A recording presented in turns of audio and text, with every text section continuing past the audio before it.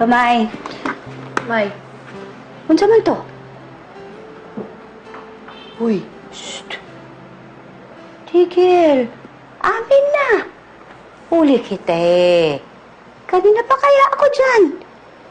Tinitingnan mo yung picture ni Andoy. Bakit?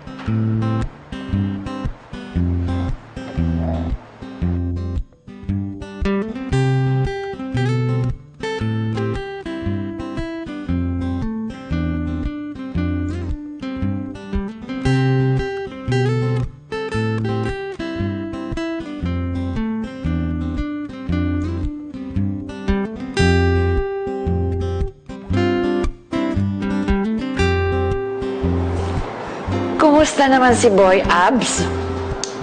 Kontento ka na lang ba sa katitingin dyan sa picture? Wala naman eh. Hindi ko na nga po alam kung anong diskarte gagawin ko kay Billy.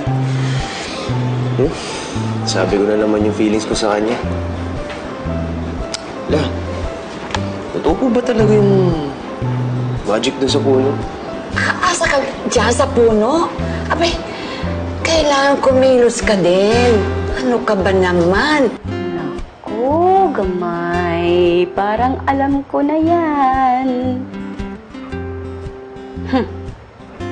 Mauna akong gisulti. Type ka niya. Opo. Ikaw ba, natanong mo na, nasabi mo na sa kanya kung gusto ka niya? Hindi pa po na. Ay, Diyos mio! Paano ka naman sasagutin kung hindi mo naman tinatanong? Hindi mo maikakaila, no? Nanay mo kasi ako eh, kaya alam ko yan. Nagtapat na ba?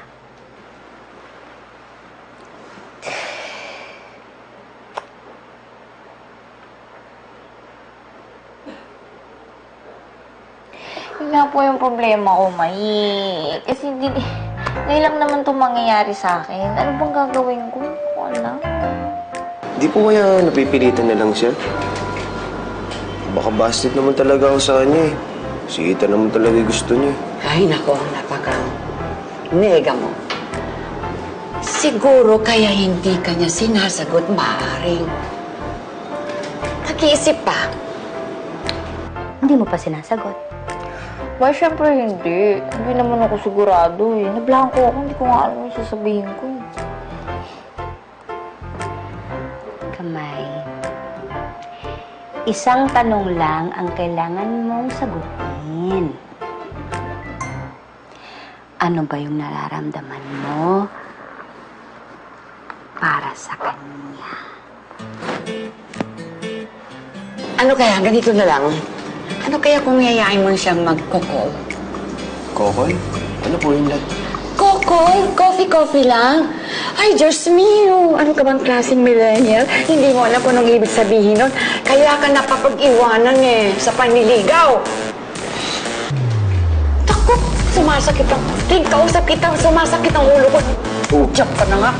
Wala ka namang inisip parati kundi ganyan, mag-abs, magpanaki ng abs. Eh, ano ka naman? Iwan ko ba kung sa'yo? Torpe! Ayoko sa'yo!